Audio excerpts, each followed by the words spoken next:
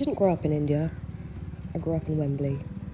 But India lived in our house, in the food, in the phone calls, in the way my mum would say, "Loko su kaise?" Like the whole world was always watching. Outside, I was just a girl from London. Inside, I was someone's daughter, someone's reputation, someone's future. India wasn't a place to me.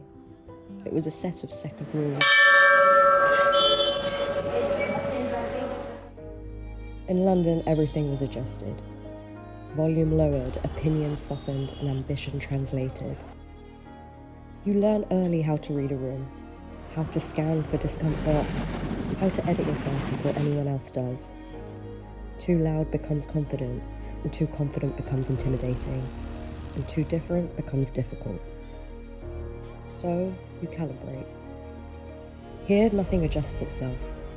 Conversations are direct, emotion is visible, and life is lived at full brightness. No one apologizes for taking up space, and no one shrinks a story to make it easier to digest. It's confronting, not because it's chaotic, but because it's honest. And I realize how much of myself I've been dimming, how fluent I am in reduction, and how natural it feels to lower my own volume. Here, there's nowhere to hide the edit. This is where mum was just a girl. Not mum. Not practical. Not careful. Just someone with friends. With noise around her. With plans that probably changed every week. With afternoons that stretched too long. And with streets she knew by heart. With a life that hadn't yet been measured by responsibility. I try to imagine her here. Laughing louder. Walking faster.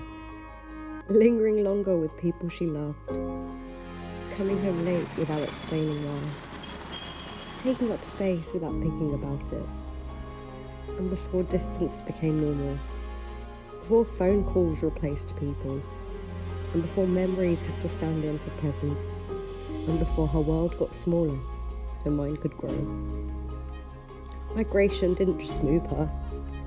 It condensed her. Into practicality. Into caution.